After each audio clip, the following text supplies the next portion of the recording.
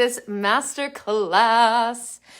The goal I have for this masterclass is to paint the entire picture of the process for you from beginning to end, starting and building a virtual assistant business, okay? A lot of us who are interested in VAs, a lot of us usually are like pretty organized people. That's probably why we're feeling pulled to get into virtual assisting. And with that like organization and that ability to really see things from all angles, we're the type of personalities that would like to be able to see the whole picture before we dive in. Can I get an amen? Is this resonating with any of you in the comments? It totally resonates with me. I am someone that, like, if I'm about to take action on something, I'm like, wait. But like, what's the long game? What's the whole picture? I don't like chipping away at something completely blind, right? So this masterclass, my 5-step VA business plan, this is my intention, is to paint the whole picture. What is the entire process going to look like? And then if you're interested in getting into each of the processes in more detail, then that is something you can dive into it later, right? But right now, I'm going to like roll out the whole map. And people are going to be like, oh, okay, I understand what the whole process is. And then hopefully you can even figure out where you are in the process as well. Hi, Brittany. Amazing. Ooh, look, I just did a swipey thing. Cool. Okay. Ronnie says, hey, thank you. Oh, perfect. Here they are. They're coming in. The comments are delayed. Hi, Sarah. I love it. Oh, amazing. Okay. So definitely need all the info. I know, right? I'm like, whoa, what are all the pieces? And then I'm like, okay, but then just give me the first step. Thank you for telling me all the steps. And now I just need to focus at one step at a time. And actually, if some of you have been following me for a while, the Wanderlust Virtual Assistant has completely changed the way that we are supporting women in building virtual assistant businesses. We are now doing everything just one step at a time because there's like so much going on in the world right now. And it's just like so overwhelming and everyone has extra things on their plates that we're all trying to deal with. And so I'm like, okay, let's just do one step at a time. And that's what we're going to do. Okay. So before I jump into the 5-step business plan, I want to tell you ladies, I want to give you a little heads up of the 2 main obstacles that get in people's way when they want to become a virtual assistant. Okay. So a lot of us are interested in virtual assisting. We look at the skills and the services that they offer and we're thinking, I can totally do that. I can totally support someone with their admin. I can totally support someone with their design. I can totally, right? You can see yourself offering the services, which is great. But how do you get to that point? How do you get to offering the services, right? So the 2 main obstacles that get in the way, the first is that we just circle around the dream. We're like vultures, ravens, and we are circling around the dream and we keep reading about it. We keep following people on Instagram. We keep dreaming about it. We're circling. A lot of us are doing that. And the difference between a vulture that circles and a vulture that actually gets the prize is that you've got to decide to just dive bomb, right? To just like take action and get right in. So that number 1 obstacle is people just constantly circling. Like, oh, if I just research it a little bit more, then that will suddenly make me take action. I'm just gonna watch one more YouTube video, or I'm just gonna watch one more masterclass, or I'm just gonna circle and circle and circle, and then one day I'll just wake up and start dive bombing. Maybe. And the second obstacle that gets in the way is that you don't make it a priority. So I've said this to a couple of ladies and it feels like tough love and it feels like a bit of a slap, but it's actually just the truth. If you look at sort of how you're spending your time in your day or over a couple of months, and you can reflect back and be like, if I just watched a little less Netflix, or if I woke up a little bit earlier, or if I just said no to a few more dinner parties, I could have built a VA business by now. I hear that a lot. I have helped women start virtual assistant businesses in a matter of weeks. And I've also been there for women who take a lot longer and reflect back and think, I could have just done that in a couple of weeks or a couple of months if I had just made it a priority. And I'm like, yeah. So those are the two main obstacles. The circling, thinking that you'll get hit with a magic wand and something will make you dive bomb. And the other one is just not making it a priority. This can't be something you just chip away at and hope that by accumulating chips here and there that you'll build it. The virtual world is moving so fast. It's something that you kind of need to just make it a priority and really dig into. You'll notice that one of those obstacles, neither of those obstacles I said, was lack of skills. That's not an obstacle. That's a pseudo obstacle. That's a fake facade obstacle. You do not lack skills and therefore can't do it. That's not an obstacle. Okay? So if you're thinking, oh, I'm just going to learn a little bit more and then I'll be ready. That's procrastination, wearing lack of skills clothing. That's lack of confidence, wearing lack of skills clothing. Skills is not something, lack of skills or thinking you need skills or thinking you need to be an expert or blah, blah, blah. That is not a real obstacle. So if that's a story you're telling yourself, woo, girl, I just gave you permission to stop telling yourself that story. Okay? So I'm going to dive into my 5 main steps. Okay? So again, this is me painting the entire picture of sort of you deciding, okay, I want to be a virtual assistant. It's something I can totally see myself doing and I'm ready to commit to making the business. And then I'm going to go like step 5 is like beyond. Like then what? Like once you've done it. Okay?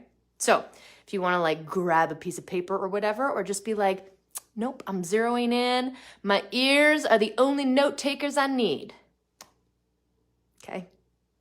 Step 1 is setting up the business. The businessy stuff. Okay? This is like understanding business licenses, understanding what your business looks like in the eyes of the government at tax time, banking, stuff like this. This is like the businessy stuff.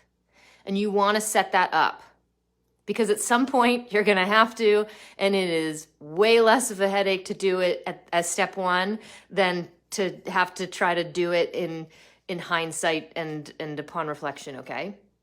So for the ladies who are in my Emerge program, this is exactly what we're doing. If you are not in my Emerge program, totally fine.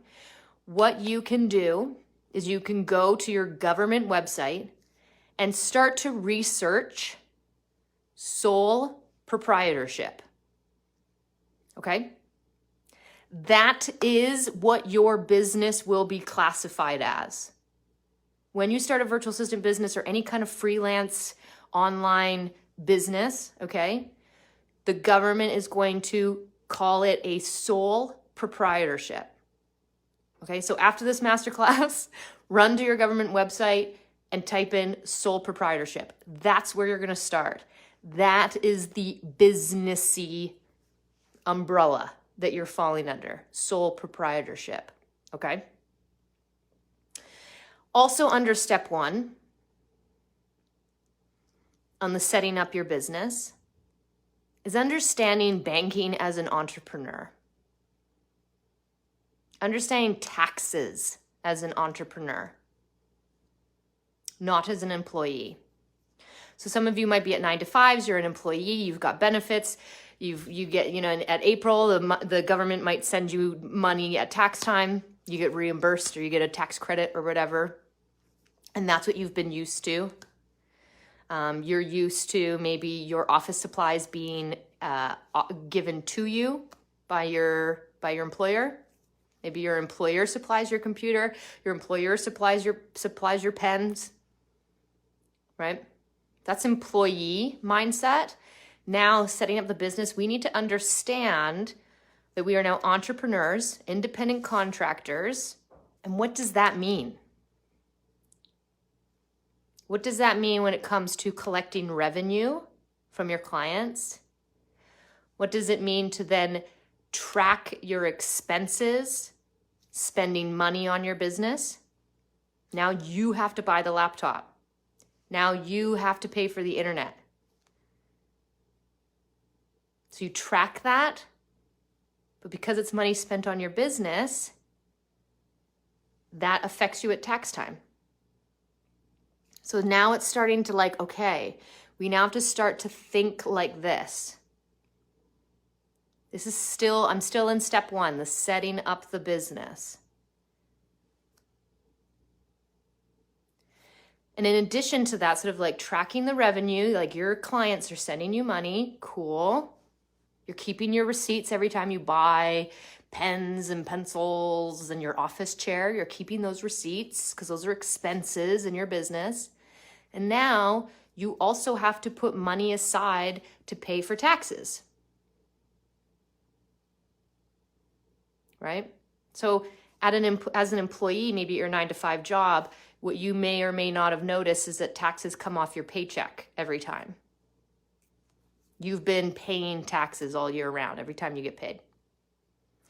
Well, now as a virtual assistant, in April, May, June, around tax time, you now have to send money to the government to pay taxes. And are you putting that money aside?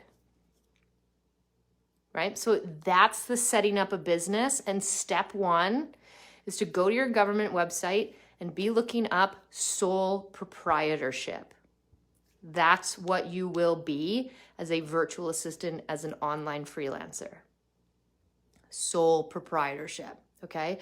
If you start to Google that, if you start to research that, a lot of aha moments are going to happen for you. Okay?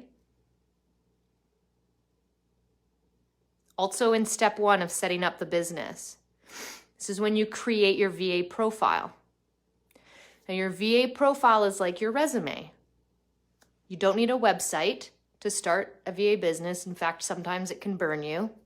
I've seen a lot of crappy websites that makes me not want to hire a VA. So you're going to create your VA profile. What is a VA profile? You can even go into the Wanderlust VA Facebook group and use the search bar and you'll see examples of them. Great question, Ronnie. I'll get to it. You're going to want to build your VA profile. This can be done tonight. It's your resume as a virtual assistant. Do you have to have VA experience to create a profile? No, sister. No, sister. Okay, your VA profile is going to be what you send potential clients that shares a little bit about you, talks about your soft skills. Okay, if you don't know what I mean by soft skills, I mean like that's stuff you can't teach people. Leadership would be a soft skill. Organization would be a soft skill. And your hard skills. Do you know how to use Google Drive? Do you know how to post on Instagram? What platforms do you already know how to use from previous work experience or just living in today's world that you can write on this VA profile and say, hey, I can take this off your plate. So that's the next step in setting up the business, is creating your VA profile. Okay? This can be done tonight. And then you have something to send potential clients. Here.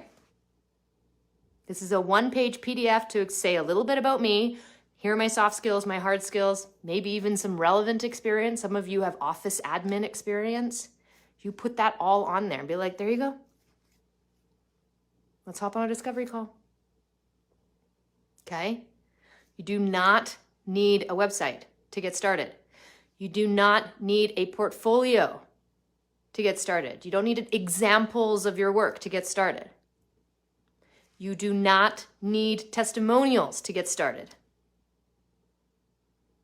Those are all things that will just come as you grow. Okay? Also in step 1, setting up the business. Creating your VA packages, determining your prices. Okay? This is all step 1, setting up the business.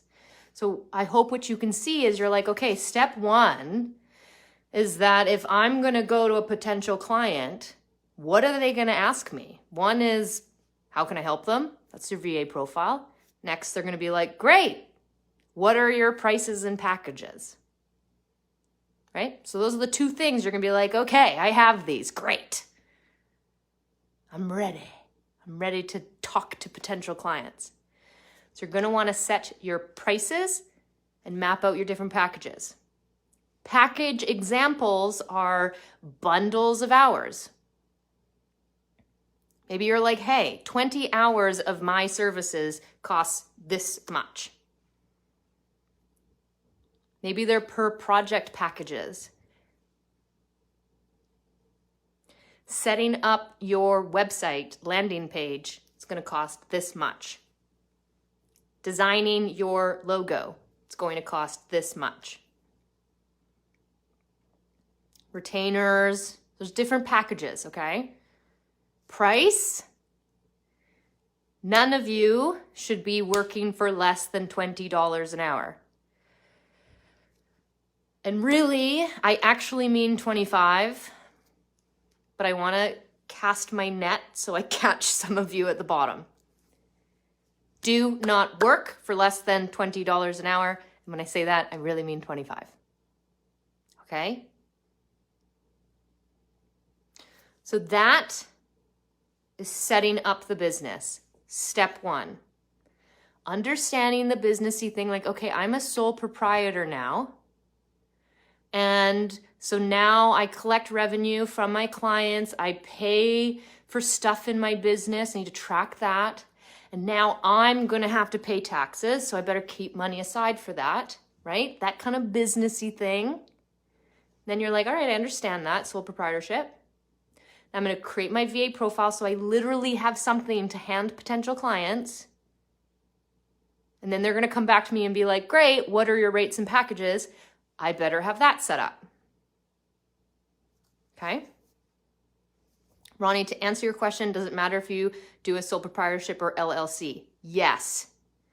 Do a sole proprietorship. LLC is incorporating. And really, the main reason why anyone would incorporate a business is in the case that you think you're in a world where you could get sued. Which I've never heard of a virtual assistant get sued before. LLCs, you do not need to incorporate or do an LLC to get started. Most VAs don't because they're really expensive. Opening an LLC is really expensive. Okay? Sole proprietorship, when you all, after this masterclass, go and Google what the heck that is, sole proprietorship means that you, the sole person, offers a service and you get paid for it.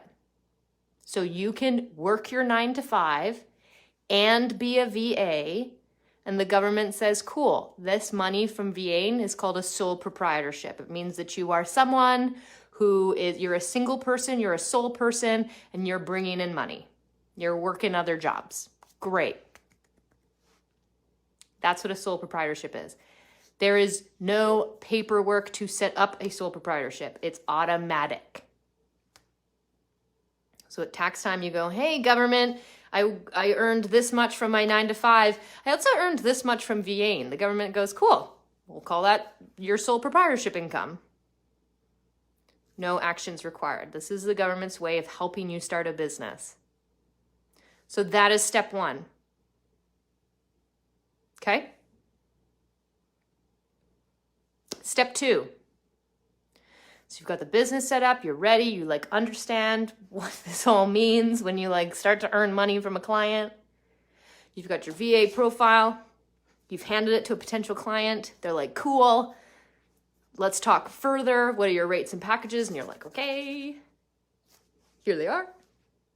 Step 2 is finding clients. Whose heart just dropped? A lot of people enter into step 1 because they're like, great, I'm going to research sole proprietorship. I've created my VA profile. I've determined my prices and packages. Great. And then I'm like, okay, now it's time to find clients. And they're like, what? I have to go find people and offer my services? But every human is different. What if it's the same butterflies. If any of you are like terrified to call the doctor's office and book an appointment, or like the dentist's office and book an appointment, that's me. I don't like calling people I can't see or be in the presence of, because I'm like, I don't know what's on the other side of this phone. That's what starting to find clients is like. It's terrifying. This is when the vulture starts to dive bomb. And you just got to do it. You got to put on your big girl pants and be like, this is going to be a wild ride. And I'm going to get some clients and I'm not going to get some clients. I'm going to get some clients I love and I'm going to get some clients and it's not going to work out like, you know what it's like? It's like dating, sister. We can sit in our living room and hope that our forever person just appears on the couch next to us and is like, do you want to be my life partner forever? And you're like, well, that was easy. Or we can start to swipe. Or we can go and sit at the bar with our girlfriends. It's exactly like dating. You really don't know what you're going to get until you start to date around. You need to go out for dinner. You need to go and flirt with people. You need to swipe. You need to go from texting to phone calls. It's terrifying. I know. But welcome. I can just tell you it's a lot like dating and hope that you get it and just say there's no easy way to just have to start looking for clients. Start having those conversations. They get way easier the more you do them. Trust me. Okay? So finding clients. This is step. I always skipped a step. Ugh. We'll put them in a different order. Okay, step 2, finding clients. So to find clients, I want you to avoid freelance websites like Upwork, Indeed, and Fiverr. You name them, okay? I want you to avoid platforms like that. And I'm going to actually host an entirely new masterclass on like the exact reasons why.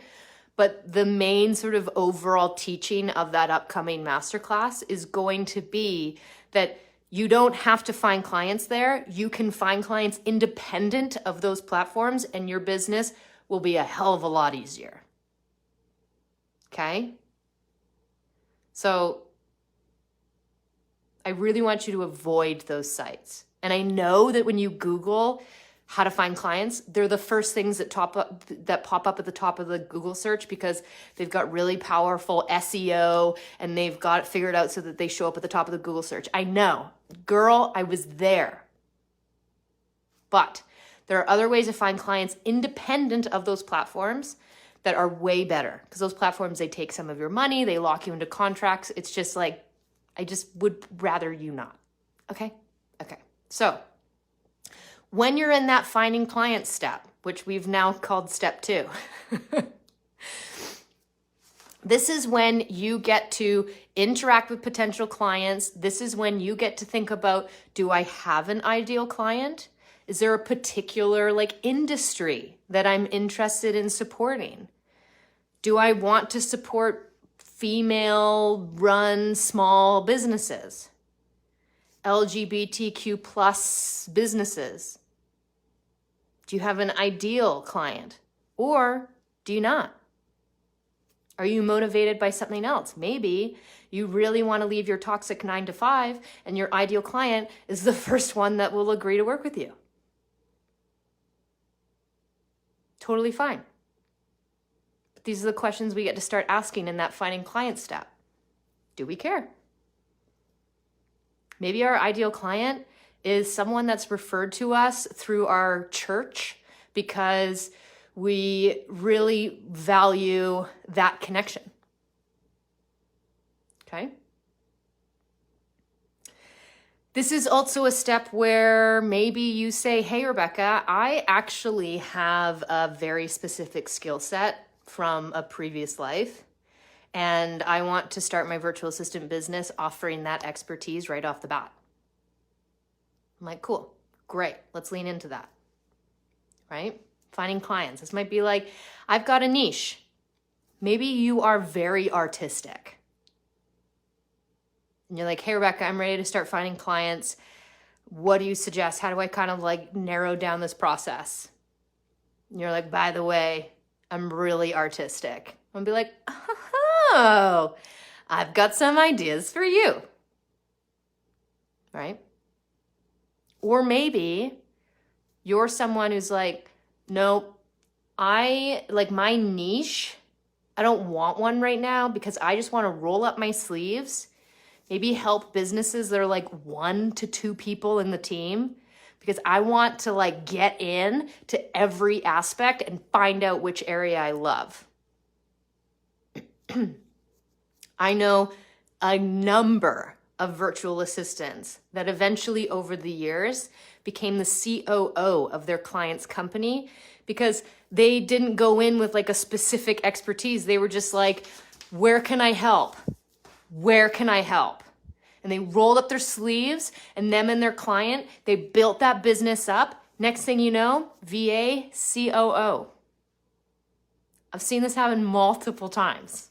It's freaking badass. Okay? So that's step 2. It's finding clients. It's dating. It's downloading Tinder and starting to swipe. Okay?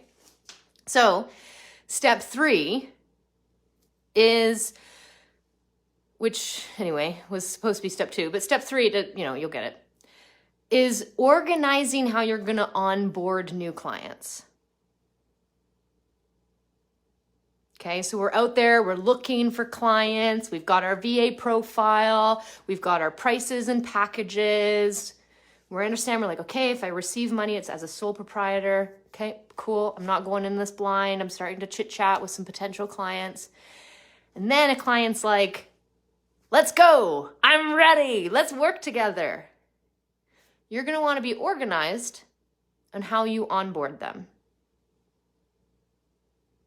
And the reason why I think this step is important is because a lot of the feedback that I've gotten from clients is that virtual assistants who go through training, and I get it because they go through my training, but it's probably anyone's training, they can feel and they can tell the difference of like a virtual assistant who goes through a professional training compared to a VA who's just like, yeah, I started this in my bedroom.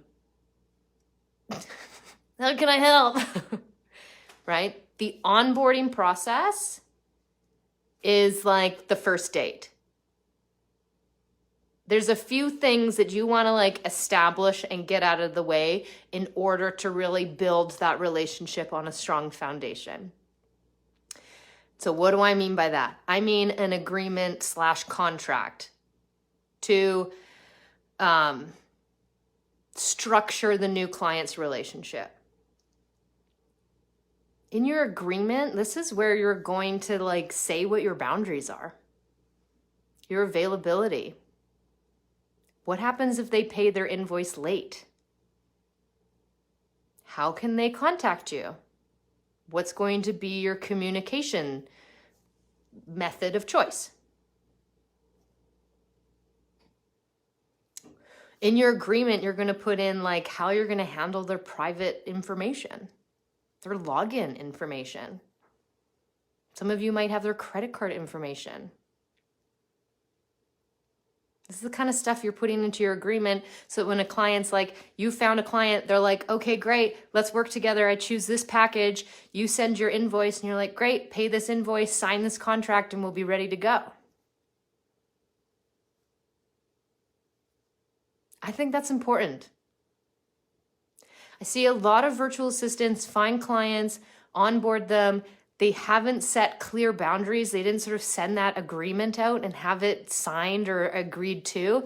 And then a couple months down the road, they have resentment because their client is not respecting their boundaries, and yet they never told them what the boundaries were. So it bit them in the butt. We see this all the time. Virtual assistants will give out their personal phone number and clients will call them on the weekend. Hell no! That's a no, that's a no, that's a no. And this is the kind of stuff that can get all squared away in an agreement when you onboard a client, okay? This is also, you're gonna have like discovery calls and kickoff calls with these clients. And a lot of clients, they're hiring you because they're like, okay, you're the virtual assistant. You understand like how you can help me. And really what we need is we need to sit down, have a meeting. I'm going to tell you where I'm drowning or the tasks that I need to hand off for whatever reason. Either you're going to be better at them than me or my time is better spent somewhere else. So understanding those discovery calls and having that kickoff call, meet with your client.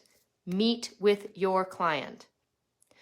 If you are watching this, you're in the Wanderlust VA world. I do not want you to be a VA that just like pushes paper clips around. You know what I mean by that analogy? Like whatever, that maybe that job's really important, but let someone else do that job. I'm talking about VAs that have meetings with their clients and they help plan out that launch for their new book. And the VA is like, Kate, I'll help you draft up these emails that are going to go out to your customer base. And we're going to talk about the pre-sale of your book. Then I'm going to organize book signings at bookstores in your area. And I'm going to get that all scheduled and ready to go. And then we're going to increase the price of your book. And then when people order the book, we're going to da-da-da-da-da-da-da-da. Those are the kind of VAs that come through the Wanderlust VA world. Those ones. Okay? Also under this step, which is organizing, onboarding new clients, is invoicing. Do you know how to invoice your clients and connect your bank account so that the money goes through smoothly? That kind of stuff, okay? So, we've gone through step 1, which is the businessy setup. Step 1 is like at the end of it, you're like, whoa, I have something. I'm ready to start looking for clients, right? Step 2, find those clients. Step 3, are you prepared to onboard them? Do you have your agreement? Do you understand what a discovery call is? Do you understand what a kickoff call is? All that kind of stuff. Are you ready to, can you send an invoice and have them pay it? Is all that ready? Okay. The first 3 steps are like baby VA setup steps. Because now you're working with a client, you're receiving monies, you're having meetings, you're working on projects, you're probably starting to onboard other clients, you're working with multiple clients, maybe you've quit your 9-to-5 now, life is great, you're traveling the world. Okay? Step 4 is start to refine your skills and services as a VA. Step 4. This was not step 1. It was not step 2. Step 4. This is when you start to refine your skills and develop your skills as a VA. You can be learning and fine-tuning your skills while you're working with clients, while you're looking for clients, while you're building your roster. You don't have to wait until you think you're an expert in an area that you think clients want in order to get started. Because here's the other thing. You don't know what clients want. And there are going to be services and parts of online business that today you didn't even know about. And therefore, you wouldn't even know you might fall in love with it. This was my story. I started my virtual assistant business with admin experience. My first big client was the CEO of a multi-million-dollar company, and I was their remote executive assistant. And I did stuff that anyone could have done. Schedule meetings, clean out inboxes, respond to generic emails, keep them on track, schedule their travel, dinner reservations, got them out of a parking ticket once. This is how I started, because those were the skills I had. And then, while I was virtual assisting, while I was working with clients, I was exposed to something called email marketing. I had never heard of it before. Turns out I loved it and I was really good at it. And I wouldn't have had any idea if I thought I had to master that before I started looking for clients. No. Skills is something that you will always be learning. You will always be developing it. So don't wait for some magical moment when suddenly you feel like you know enough. You're never going to know enough. That's fun. It's fun, like constantly learning. It means we're not bored at our 9 to 5 doing the same mundane stuff all the time. That's what that means. Okay?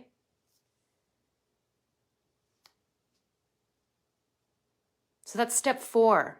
This is when you start to refine your skills. This is when maybe you fall in love with a niche and think, oh, I've got a knack for this. While you're making money. I want that to be a big aha moment for you. That's step 4. Step 5, 5-step business plan. Step 5, now that you've got your virtual assistant business, you're receiving money, you're getting paid by clients, you're putting money aside for taxes, you're now refining your skills, woo, woo, woo. Step 5 is now when we talk about like next level marketing and growth of your virtual assistant business. A lot of you will not stay VAs forever. You're going to start a VA business. It's going to be like a gateway drug into the online world. And you're going to get into the online world and you're going to start working for yourself and you're going to get exposed to all these different businesses through a vast variety of clients. And you're going to be like, whoa, I want to do more. I want to start another business. Or virtual assisting was great, but I can feel I'm taking on more responsibility and I'm ready for the next thing. So I'm now going to become an online business manager. Or maybe you find a niche that you really love and you're like, I'm going to become the go-to expert on this platform. I'm going to do audits for that platform and people are going to hire me to set up that platform. Maybe I'll even become a consultant because I've learned so much as a VA. Maybe you're like, I am in such demand, I need to hire a team. I need to subcontract VAs. I need help. Okay, this is step 5. Step 5 is like, sweet sister, now what? This is exciting. Some of you might stay VAs forever. Also totally fine. This is also when you're going to start like raising your rates. Because you're going to be like, I am way better and provide way more value now than I used to because of how much I've learned and all the experience I have. So you're going to have to pay me more. Okay, this is what we do in step 5. We've established our VA business. We're working with clients now. It's like, now what? This is also maybe like, we're going to look at marketing a little differently. Maybe you're like, I'm now going to start a website. Now that I kind of understand where I am in this whole VA world thing. I'm gonna build a website now. Or maybe you're like, I now want to provide valuable content on a specific topic, so I'm gonna start an Instagram account for my VA business. Maybe attract clients that way. So that's step 5. Step 5 is like, what next? And in my high-level mastermind, this is exactly what we're all doing. It's all step 5 stuff, which is super cool. Okay? Now stick around because there's a giveaway at the end of this masterclass if you're watching live, which I'm super excited about.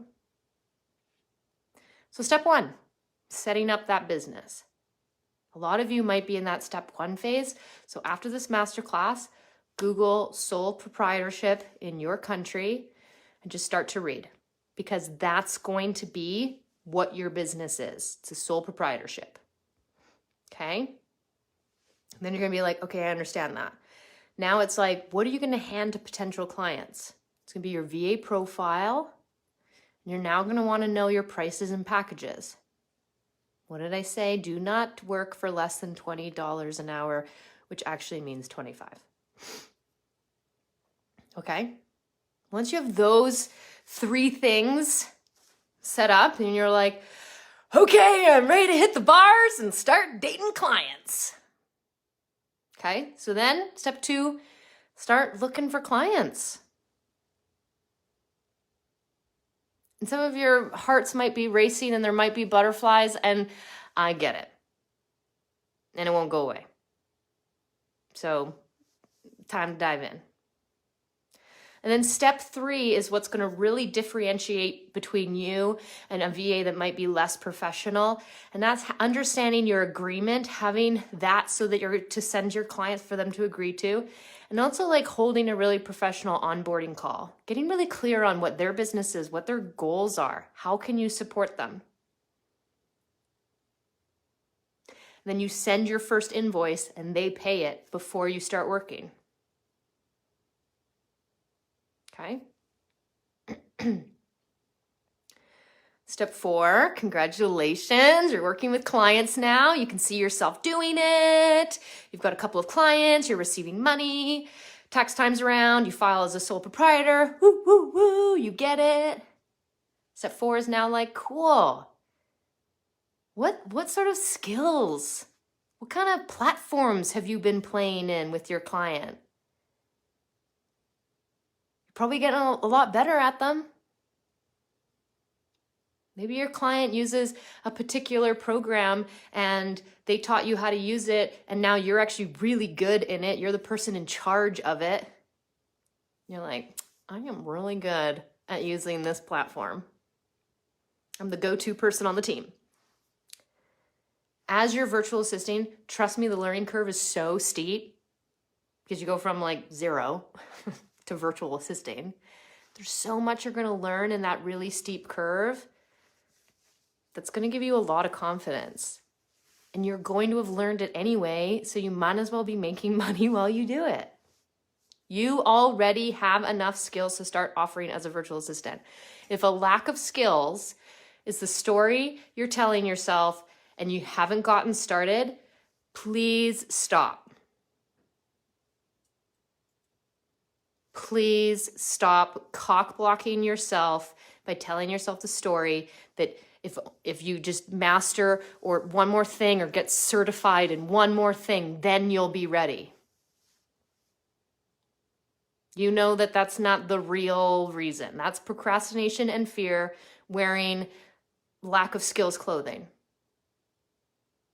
Okay? And then step 5 is when we're going to be like, cool, now what? Where do you want to take your business from here? Do you want more clients? Do you want less clients? Do you want to start offering other things? Do you want to start another stream of income? Do you want to niche into something? Do you want to do you work with one client and you just love that client's industry and your other clients, they don't light you up as much. So now you're like, hey, Rebecca, I actually want to niche into this industry.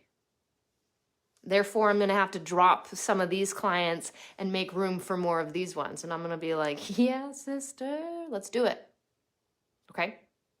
So those are the 5 steps. Starting the business, finding clients, nailing your onboarding process, refining your skills. This is really hard to do. And then like next level marketing, next level growth. Okay, those are the 5 steps. That's your biz plan. Step 1, go research your sole proprietorship. Create your VA profile and determine your prices. And then literally it's finding clients. And if you're not doing that, it's not because I didn't tell you to. Okay, what are some of these questions? Allie, this sounds exactly like my brain telling me to get started. Totally. Lori, would you recommend starting on Instagram page as a way to share your info with potential clients? This is a great question, Lori, and this is what I'm going to tell you and everyone watching. There's a very strategic way to create an Instagram account for marketing your business. The only ways I've seen it work is like in a very strategic way. Cool. Next. If any of you think that if you just post on Instagram, clients will magically show up in your living room, that's not going to happen. That's a passive way of finding clients. And that passive route is going to take so long and actually might not happen. So there is an active, aggressive, specific way to use Instagram to find clients. And then there's this like fluffy, if I just keep posting about who I am and general virtual assistant business off services, a client will happen to land on my page and then they'll happen to DM me and they won't be a scam and then life will be amazing. I'd rather you take that time that you're posting on Instagram and actually just go out and actively start finding clients. Ronnie, do you have an example of prices to set? So pricing, what I normally do is set an hourly rate. This is like what you're going to work per hour. And then you create different types of packages that like are an incentive for the client to commit to you longer. So hourly would be like, hey, can you do this task and then just bill me for however long it took you to do it? And it could be 3 hours, it could be 5 hours, it could be whatever. Or you can be like, hey, for a bit of a discount, you can purchase this 20-hour bundle. And wherever you want those 20 hours to be spent, let's go. And at the end of the 20 hours, you can be like, you want to buy another 20? Let's roll. We're only getting started. So hourly, a 20-hour package, maybe a 10-hour package. I wouldn't go lower than a 5-hour package.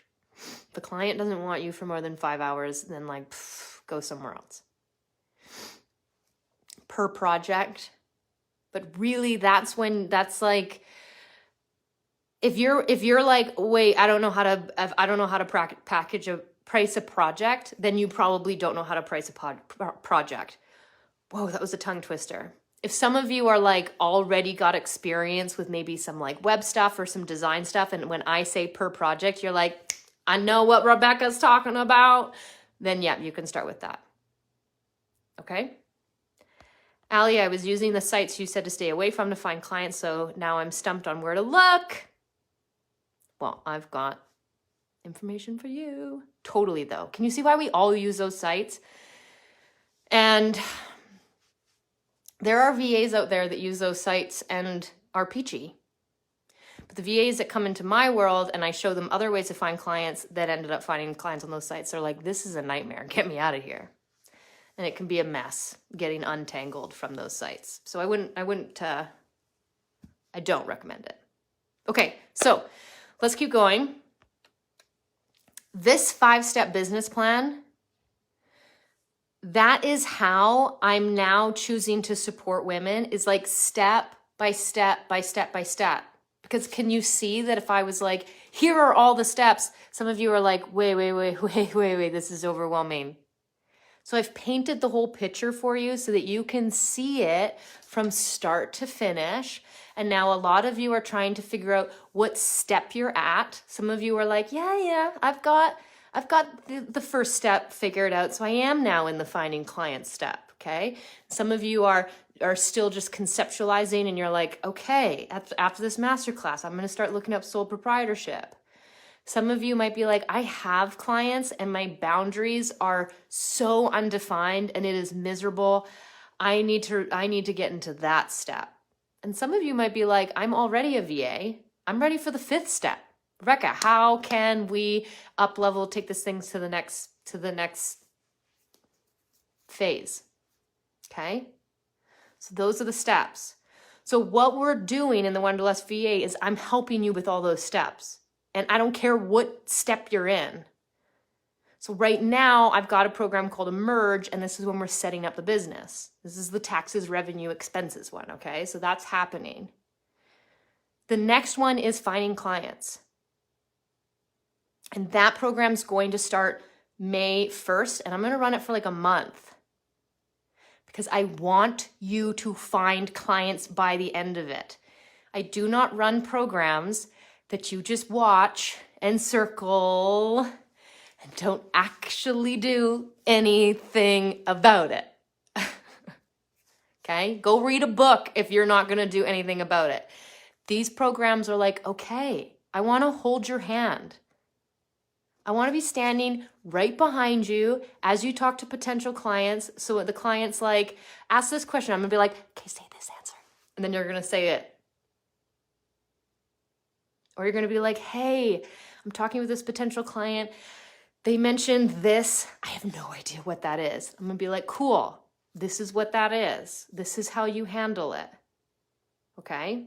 So it's my Finding Clients program, and it's March 1st. Okay, and before that, February 15th, I'm doing a boot camp on discovery calls. How to have a discovery call. Which is it's like an interview. An interview is like the clients interview you. That's that word. When I say discovery call, I mean like you are a boss babe.